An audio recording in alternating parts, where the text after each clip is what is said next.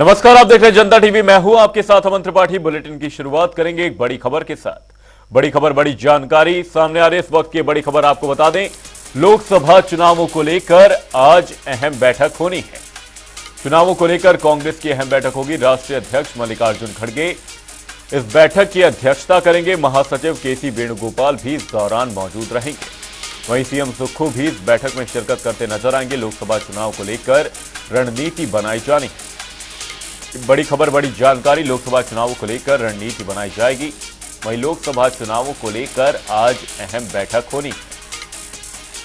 चुनावों को लेकर कांग्रेस की अहम बैठक आयोजित की जाएगी। आपको बता दें, मल्लिकार्जुन खड़गे की अध्यक्षता में यह बैठक होनी है। वहीं महासचिव केसी वेणुगोपाल भी इस दौरान मौजूद रहेंगे। ये बड़ी खबर, बड़ी जानकारी, सीएम सुक्खू भी बैठक में शिरकत करते नजर आएंगे। वहीं लोकसभा चुनावों को लेकर रणनीति बनाई जाएगी। लोकसभा चुनावों की तैयारियों पर मंथन किया जाना है। लोकसभा चुनावों को लेकर आज ये बड़ी बैठक की जाएगी। चुनावों को लेकर कांग्रेस की यह अहम बैठक होनी है। वहीं मल्लिकार्जुन खड़गे बैठक की अध्यक्षता करेंगे। इसी खबर पर हमारे संवाददाता स्पर्श शर्मा हमारे साथ जुड़े हैं। स्पर्श, आपसे जानना चाहेंगे, कांग्रेस की यह बड़ी बैठक होने वाली है। इसी बीच सीएम सुक्खू भी बैठक में शिरकत करेंगे। आपसे जानना चाहूंगा, हिमाचल का क्या कुछ एक अहम फैक्टर रहने वाला आगामी लोकसभा चुनावों को लेकर, क्योंकि कुछ इतनी बड़ी जीत हिमाचल में दर्ज नहीं हुई थी, एक छोटा मोटा ही अंतर देखा गया था। तो हिमाचल की यहां पर क्या कुछ भूमिका रहेगी इस बैठक में? देखिए, आज बड़ी बैठक होने वाली है। लोकसभा चुनाव की तैयारियों के संदर्भ में 4 लोकसभा सीट आती हैं। आज इसमें हमने देखा था कि जो पहली जो लोकसभा चुनाव हुए थे उसमें चारों भारतीय जनता पार्टी जीती थी, लेकिन उपचुनाव में कांग्रेस जो है एक सीट जीतती हुई नजर आई। तो ऐसे में जो प्रदर्शन है वो और सुधरता हुआ कांग्रेस का जो है नजर आए। चूंकि राज्य में विधानसभा चुनाव में कांग्रेस की जीत हुई थी, तो ऐसे में उस प्रदर्शन को किस तरीके से आगे लेकर जाया जाए, इन तमाम मसलों को लेकर जो है आज की बैठक में चर्चा जो है होती हुई नजर आएगी। रणनीति जो है बनती हुई नजर आएगी। और चूंकि बड़े वादे कर हिमाचल प्रदेश में सरकार कांग्रेस जो है बनाती हुई नजर आई थी, उसमें से कई वादे जो है अभी अधूरे देखने को मिलते हुए नजर आते हैं। उन वादों को किस तरीके से पूरा किया जाए ताकि जनता के बीच में जो है जाया जा सके, इन तमाम मसलों को लेकर आज जो विचार विमर्श है वो कांग्रेस मुख्यालय में सुबह जो ये बैठक होगी मल्लिकार्जुन खड़गे की अध्यक्षता में, उसमें होता हुआ नजर आएगा। वहीं लोकसभा चुनावों को लेकर रणनीति यहां पर बनाई जानी है। स्पर्श, तो कांग्रेस के लिए यह बैठक किस तरह से अहम रहने वाली, क्योंकि भारतीय जनता पार्टी ने एक तरीके से चुनावी हुंकार काफी समय पहले से ही भर दी थी, लेकिन इसी बीच कांग्रेस के भीतर भी काफी कलह देखी जा रही है। तो इस तरीके से इस बैठक में क्या कुछ चर्चा संभव है? बैठक में ये जो आंतरिक कलह, इससे निपटना कितना ज्यादा जरूरी होगा? देखिए, बैठक में तमाम विषय जो है उठते हुए नजर आएंगे। हमने देखा कि किस तरीके से जो सत्ता और जो संगठन होता है उसके बीच में जो है बीच बीच में इस तरह की खबरें निकलकर सामने आती है कि पूरी तरीके से जो सामंजस्य है वो जो है देखने को मिलता हुआ जो है नहीं नजर आता है। ऐसे में ये सामंजस्य किस तरीके से सत्ता संगठन के बीच में जो है बनाया जा सकता है, जो जमीनी स्तर पर कार्यकर्ता होते हैं उनका किस तरीके से इस्तेमाल किया जा सकता है, और खासतौर पर बीजेपी जिस रणनीति के साथ हिमाचल प्रदेश में जो है सरकार को घेरने की कोशिश करती हुई नजर आती है कि मसलन जो कर्जा है वो आज जो है बढ़ता हुआ जो है नजर आया है। इसके अलावा जो वादे चुनाव में किए गए थे वो पूरे नहीं होते हुए जो है नजर आए हैं। ऐसे में तमाम ऐसे विषय हैं जिनको लेकर बीजेपी जो है आक्रामक जो है लोकसभा चुनाव में देखने को मिलती हुई नजर आएगी। अब इनका किस तरीके से काट करना है, इनको लेकर किस तरीके से रणनीति बनानी है हिमाचल प्रदेश के संदर्भ में, ये तमाम विषय जो है आज की बैठक में उठते हुए नजर आएंगे। चुनावों को लेकर कांग्रेस की अहम बैठक की जानी। बहुत बहुत धन्यवाद स्पर्श, तमाम जानकारी के लिए। मल्लिकार्जुन खड़गे की अध्यक्षता में यह बैठक होगी।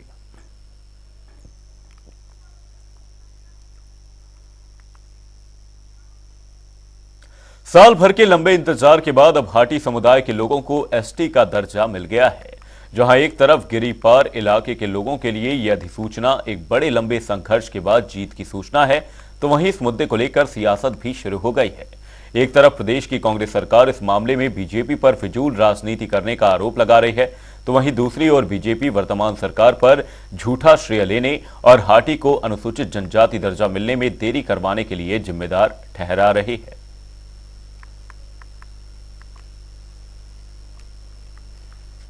मगर संस्कृति के विपरीत, क्योंकि राजनीति खेल रहे थे और हमारी प्रदेश सरकार की कभी भी मंशा नहीं थी इसको लटकाने की, क्योंकि पूर्व की कांग्रेस सरकारों ने बहुत काम किया है इसमें। मैंने खुद विधानसभा में इस मुद्दे को 2 बार विधानसभा से पास कराया। वीरभद्र सिंह जी द्वारा जो है वो एंथ्रोग्राफी रिपोर्ट जो है वो बनाई गई थी, और ठीक है, भारतीय जनता पार्टी की सरकार आई, उन्होंने भी इसमें काम किया है और केंद्र सरकार ने भी इस पे विधिवत मोहर लगाई। हम धन्यवाद करने जाएंगे। और हमने समय समय पे लोगों को कहा कि इस पे राजनीति नहीं करो, कांग्रेस की सरकार की कोई मंशा इसको लटकाने की नहीं, जो त्रुटि है, कमी है, उसको तो केंद्र सरकार उसको क्लैरिफाई करे, क्योंकि जो ये ट्राइबल है ये स्टेट सब्जेक्ट है नहीं है, ये केंद्र का सेंट्रल सब्जेक्ट है। इसमें प्रदेश सरकार एक अक्षर उसमें ऐड नहीं कर सकती, एक अक्षर उसका काट नहीं सकती है। जैसा केंद्र सरकार उसको भेजेगी, हिमाचल सरकार को वैसे लागू करना पड़ता है। मगर त्रुटि थी, कमी थी, आज गवर्नमेंट ऑफ इंडिया ने क्लैरिफाई करके भेजा, तुरंत हिमाचल सरकार ने उसको लागू कर दिया है। मैं सभी ट्रांसगिरी क्षेत्र के लोगों को बहुत बहुत बधाई दूंगा। देखिए, हाटी की मांग बहुत लंबे समय से थी, लगभग 58 वर्षों से थी, और सफलता हासिल हुई है। मैं नरेंद्र मोदी जी को, देश के प्रधानमंत्री जी को और गृह मंत्री जी को उनका आभार व्यक्त करता हूं। ये संभव नहीं था उनके सहयोग के बिना, हम इसमें सफल हुए हैं। और सही मायने में हाटी की इस मांग को पूरा करने के लिए भारतीय जनता पार्टी की सरकार ने पूर्व में हिमाचल प्रदेश में जब थी तो काम किया। प्रस्ताव पारित करने के बाद कैबिनेट से दिल्ली भेजा गया और केंद्रीय गृह मंत्री अमित भाई जी ने उसमें पूरा सहयोग दिया, और आखिरकार लोकसभा में पारित हुआ, राज्यसभा में पारित हुआ। और जहां तक आज इसका श्रेय लेने की बात कांग्रेस के नेता कर रहे हैं, तो मैं समझता हूं उनको लज्जा आनी चाहिए ऐसी बातें कहते हुए। जो भी इस बिल को रोकने के लिए वो कर सकते थे, विलंब करने के लिए जो कर सकते थे, उसमें कोई कमी नहीं छोड़ी उनने अंत तक। आप अंदाजा लगाइए कब से बिल पारित हो गया लोकसभा में, राज्यसभा में, और महामहिम राष्ट्रपति जी के यहाँ से इसका नोटिफिकेशन होने के बावजूद भी यहाँ से क्लैरिफिकेशन के लिए भेजा गया, 50-50 दिन बाद भेजा गया, और फिर उसके बाद डिले करने के लिए जो प्रयत्न किए जा सकते थे वो करने की कोशिशें हुई। और जब क्लैरिफिकेशन केंद्र से आई, अब विवश होकर के प्रदेश सरकार के पास कोई रास्ता नहीं बचा था, उनको कैबिनेट में इसकी अप्रूवल देनी पड़ी। बुलेटिन में वक्त एक छोटी सी ब्रेक का, ब्रेक के उस पार जल्द लौटेंगे। ब्रेक के बाद आपका स्वागत है, आप देख रहे हैं जनता टीवी। रुक करेंगे अगली खबर की ओर। चंबा में विधानसभा अध्यक्ष कुलदीप सिंह पठानिया की अध्यक्षता में आज वार्षिक पारितोषिक वितरण समारोह भी आयोजित किया गया। पठानिया ने साल भर बहुआयामी प्रतियोगिताओं में उत्कृष्ट प्रदर्शन करने वाले विद्यार्थियों को स्मृति चिन्ह और प्रशस्ति पत्र प्रदान किए। इस दौरान कुलदीप सिंह पठानिया ने दावा किया कि प्रदेश सरकार की ओर से गुणवत्ता युक्त शिक्षा व्यवस्था से आज हिमाचल शिक्षा के लिहाज से अग्रणी राज्य के रूप में उभरा है। साथ ही अतिरिक्त स्कूल भवन निर्माण के लिए जरूरी बजट मुहैया करवाने का भी आश्वासन दिया। इससे पहले आज बहुत पुरानी मांग जो मलेत्रा गांव के लिए रोड की जो व्यवस्था है, जो बहुत पुरानी थी, और जो इलाके की जरूरत थी, उस गांव की जरूरत थी, उसका भी भूमि पूजन आज सुबह हुआ।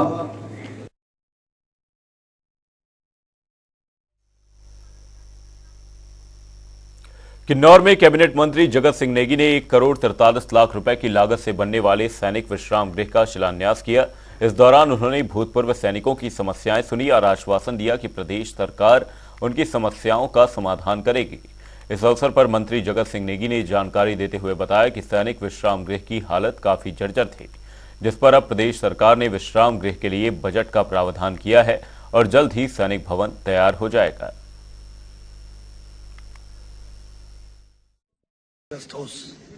इसका कोई 1-1.5 करोड़ के करीब का इसका एस्टिमेट है, और इसको हम जितना जल्दी हो सके इसको जो है फंडिंग करके पूरा करेंगे, क्योंकि जिला हेडक्वार्टर पे जो हमारा पुराना सैनिक जो रेस्ट हाउस है उसकी हालत ठीक नहीं है, जर्जर अवस्था में है।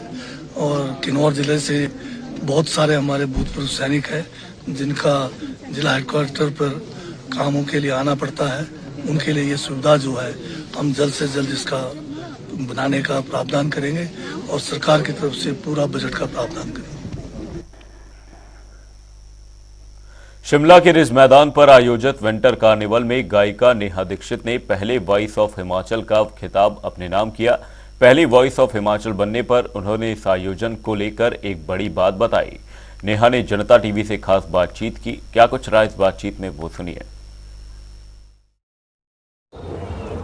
संस्कृत में एक वाक्य है, साहित्य संगीत कला विहीना साक्षात पशु पुछ विषाणहीना, यानी कि जो व्यक्ति साहित्य संगीत और कला से विहीन है वो पशु के समान है। ये भारतीय संस्कृति में जो संगीत की महत्ता है उसका परिचायक है और बेहद खुशी होती है तब जब कोई नया या युवा इस परंपरा को आगे बढ़ाता हुआ नजर आता है। हमारे साथ नेहा दीक्षित मौजूद हैं जिन्होंने विंटर कार्निवल के दौरान हुए वॉइस ऑफ हिमाचल में पहला जो वॉइस ऑफ हिमाचल हुआ उसका इन्होंने खिताब जीता है। सबसे पहले अपना परिचय बताएं, कहाँ से आप और किस तरह से आपको जो है ये संगीत में आने की जो है प्रेरणा मिली? सबसे पहले तो मेरा नमस्कार सभी को। मेरा नाम नेहा दीक्षित है और मैं शिमला से ही हूँ। शिमला में एक छोटा सा गांव है क्यारकोटी, जहाँ से मैं बिलोंग करती हूँ। और मैं बस स्कूलिंग मेरी क्यारकोटी गवर्नमेंट स्कूल से ही हुई है। और बस मैं टूर्नामेंट जाती थी पहले, वहाँ से सोलो सॉन्ग में मैं फ़र्स्ट प्राइज़ लेकर आती थी हमेशा। तो उसके बाद प्रिंसिपल ने पापा को कन्विंस किया था कि ये अच्छा गाती है बच्ची, तो इसको सिखाइए। फिर पापा ने मुझे सिखाना शुरू किया था, मतलब कि उन्होंने फिर हमने ऑडिशंस वगैरह देने स्टार्ट किए थे। तो 2015 से मैंने म्यूज़िक की शुरुआत की है और 2015 में मैंने सबसे पहले हिमाचल की आवाज़ एक कंपटीशन में ऑडिशन दिया था जिसमें मैं फर्स्ट रनर अप रही थी। एंड देन 2016 में रफ़ी नाइट में दिया था जिसमें भी मैं फर्स्ट रनर अप रही थी। एंड उसके बाद मैंने थोड़ा बाहर जाना शुरू किया था चंडीगढ़ में। फिर मैंने स्टार प्लस के लिए ऑडिशन दिया था जिसका नाम था दिल है हिंदुस्तानी, और उसमें मैं मुंबई तक गई थी, टीवी राउंड तक। उसके बाद 2017 में डीडी नेशनल के लिए दिया था ऑडिशन जिसमें भी मैं टीवी राउंड तक गई थी मुंबई। सो मतलब ऐसे कंपटीशन देते देते बस शुरुआत की और फिर उसके बाद सीखना शुरू किया। तो अभी आपकी, क्योंकि संगीत ऐसे माना जाता है कि आप घर में भी एक तरह से, क्योंकि रुचि के तौर पर बहुत सारे लोग आते हैं, लेकिन जब आप प्रोफेशनल तौर पर संगीत सीखते हैं तो ज़रूरत पड़ती है एक गुरु की। तो आप कहीं से प्रोफेशनली भी ट्रेनिंग ले रही है? जी बिल्कुल। जब 2015 में शुरुआत की थी म्यूज़िक की तब तो किसी से सीखा नहीं था, लेकिन अभी जैसे ही मतलब कॉलेज में मैंने एडमिशन ली थी तो मैं डॉक्टर गोपाल भारद्वाज गुरुजी से सीख रही थी। तब 3 साल मैंने उनसे सीखा है और उसके बाद अभी मैं 2 साल से डॉक्टर टिंकू कौल गुरुजी से सीख रही हूँ एकेडमी में। तो मुझे 5 साल हो गई है सीखते सीखते म्यूज़िक। अब इस जो भी विंटर कार्निवल हुआ उसमें एक बहुत ही बढ़िया आयोजन यहाँ पर शिमला में हुआ, उसमें आप पहला खिताब जो है, पहला पद आपने जो है हासिल किया। इसमें उस सफ़र को किस तरह से देखती हैं और उसमें किसको श्रेय देंगे आप सबसे ज़्यादा? सबसे पहले तो यहाँ पे हिमाचल में इतना बड़ा, शिमला में इतना बड़ा इवेंट होना ही अपने आप में बहुत बड़ी बात है। इसके लिए मैं एमसी शिमला का, मेयर साहब का और सबसे ज़्यादा महादेव प्रोडक्शंस का, राजेश सर का बहुत बहुत धन्यवाद करना चाहूँगी कि इतना बड़ा इवेंट उन्होंने करवाया। और मतलब बहुत बड़ी बात है, ये बहुत काबिले तारीफ़ है। तो मतलब इस इवेंट को करवाने का श्रेय मैं उनको दूंगी। और उसके बाद जो इस इवेंट में मैंने किया, या मतलब जो भी मैंने स्थान ग्रहण किया या फिर जो भी राउंड्स वगैरह लड़े, उसका श्रेय मैं अपने गुरुजन को देना चाहूँगी कि उन्होंने जो भी मुझे सिखाया, जो भी मुझे गाइड किया, वो यहाँ पे काम आया। और किसी भी कंपटीशन में मैं ऑडिशन देती हूँ तो वहाँ पे मेरे गुरुजनों का सिखाया ही मेरे काम आता है हमेशा। और अपने पेरेंट्स को तो सबसे बड़ा श्रेय देना चाहूँगी जिन्होंने मुझे थ्रू आउट सपोर्ट किया है। जब से पता चला है मेरे पेरेंट्स को कि मैं गाती हूँ, तब से थ्रू आउट उनका सपोर्ट बहुत रहा है मेरे लिए। तो धन्यवाद हमसे बातचीत करने के लिए। तो ये नेहा दीक्षित थी जिन्होंने साफ तौर पर कहा कि गुरु का सबसे पहले उन्होंने धन्यवाद किया इस पूरी सफलता के लिए, और आगे का सफ़र भी वो तय करेंगी। अब देखना होगा कि आने वाले दिनों में भी वो संगीत की दिशा में जो है आगे का एक मुकाम हासिल करे। हम भी यही प्रार्थना करेंगे। रॉबिन शर्मा, जनता टीवी, शिमला। बद्दी के ग्रामीणों ने रेलवे लाइन के कार्य को पूरी तरह से रोक दिया है। बता दें, लोगों ने अपनी मांगें पूरी करने के लिए रेलवे प्रशासन को 24 घंटे का समय दिया था, लेकिन किसानों की एक भी मांग नहीं मानी गई, जिस पर किसानों ने स्थायी रूप से धरना दे दिया है। किसानों का कहना है कि जब तक मांगें पूरी नहीं होती हैं तब तक धरना जारी रहेगा। किसानों का आरोप है कि कुछ किसानों को अभी तक जमीन का मुआवजा नहीं मिला है और जो उन्हें जमीन की राशि दी गई है वो बहुत ही कम है। इसके अलावा रेलवे लाइन बनने से लोग अपने ही खेत में जाने से वंचित हो जाएंगे। प्रमुख मांगे तो हमारी जो है सबने बता ही दिया, पर सबसे पहले ये होता है कि डिपार्टमेंट को सोचना चाहिए कि सबके साथ मिलजुल के ये काम करना था। मैंने भी बड़े बड़े डिपार्टमेंटों में एनएचपीसी में काम किया है, जबकि वहां लोगों से हम पूरी सहमति से काम करते थे। जो मुआवजा उनको देना है मिलजुल के हम देते थे, कभी कोई ऐसी झगड़े वाली बात नहीं हुई। लेकिन यहाँ पे लोगों को गुमराह करके रखा है, किसी को ढंग से रेट नहीं बताए हैं। अब एक ही समान जमीन है, बाढ़ नदी से लेके संडोली तक उपजाऊ जमीन है सारी, कोई जमीन में अंतर नहीं है, एक जैसी जमीन है, तो एक समान रेट होने चाहिए थे। अब इन्होंने क्या किया, सरकार ने या प्रशासन ने, क्या धोखाधड़ी हुई है यहाँ पे कुछ पता नहीं चल रहा है। लोगों को समझ नहीं आ रहा है, लोगों की जमीनें पार रह गई जो है, उसके लिए रास्ते नहीं है, उसके लिए सिंचाई की व्यवस्था नहीं है, और जो भी दिक्कतें लोगों को इस समय पेश आ रही हैं, अब बन रहा है तब पता लग रहा है कि क्या दिक्कतें आ रही है। पहले इन्होंने गुमराह करके जमीनें तो ले ली, लेकिन पता अब चल रहा लोगों को कि यहाँ हो क्या रहा है। हमारी प्रमुख मांग है जी एक समान मुआवजा है, और दूसरी मांग सबसे बड़ी जो हमारी है, जो बची हुई जमीन है उसकी सिंचाई की उचित व्यवस्था की जाए, उसमें उचित ट्यूबवेल करवाए जाए, और दोनों तरफ से अच्छी तरीके से सड़क बनाई जाए, अंडरपास बनाया जाए। हमें जो रेलवे के अधिकारी है वो बार बार यहाँ से बन रहा है, यहाँ से बन रहा है कह के गुमराह कर रहे हैं, तो इसलिए हमें जो भी आश्वासन चाहिए वो लिखित रूप में प्रशासन की तरफ से चाहिए। बुलेटिन में फिलहाल के लिए सिर्फ इतना ही। कहा जाएगा नहीं जनता डी पर खबरों का सिलसिला रहेगा जारी। तब तक के लिए नमस्कार।